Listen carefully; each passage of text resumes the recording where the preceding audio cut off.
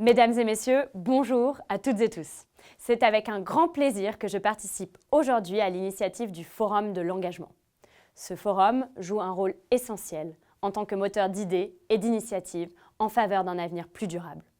C'est dans cette dynamique que j'aimerais aujourd'hui aborder l'avenir de notre secteur numérique et réaffirmer notre engagement en matière de transition écologique. Le gouvernement français a pris des mesures concrètes pour réduire l'impact environnemental du numérique. Dès 2020, l'ADEME et l'ARCEP ont été mandatés pour évaluer l'empreinte environnementale du secteur numérique et identifier des leviers d'action.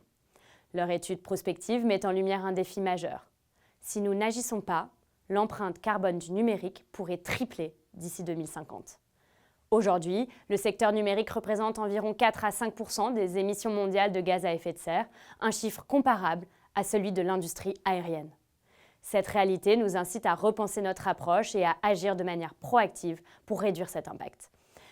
L'intelligence artificielle transforme notre monde à une vitesse vertigineuse, mais elle soulève également de nombreuses interrogations, notamment sur son empreinte écologique. L'entraînement des modèles d'IA nécessite des infrastructures informatiques puissantes et cela se traduit par une consommation énergétique élevée. Les centres de données, qui représentent environ 16% de l'empreinte carbone du numérique à l'échelle mondiale, sont des consommateurs massifs d'électricité. La France a une carte à jouer. Avec notre énergie nucléaire, verte et stable, notre pays est attractif pour accueillir ces centres de données.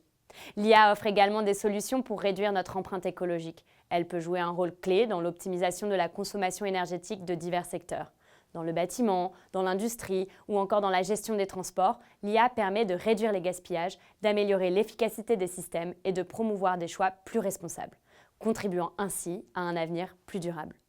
Le gouvernement a lancé une feuille de route numérique et environnement qui vise à concilier le développement des usages numériques avec la réduction de leur empreinte environnementale.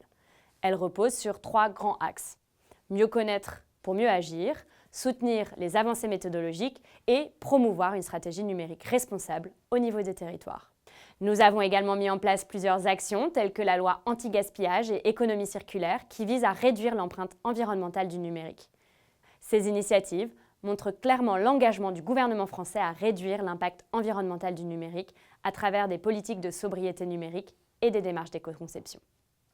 Nous continuerons ainsi à soutenir nos entreprises et les associations comme le Forum de l'engagement, qui mettent en lumière et qui œuvrent pour limiter l'impact environnemental du numérique.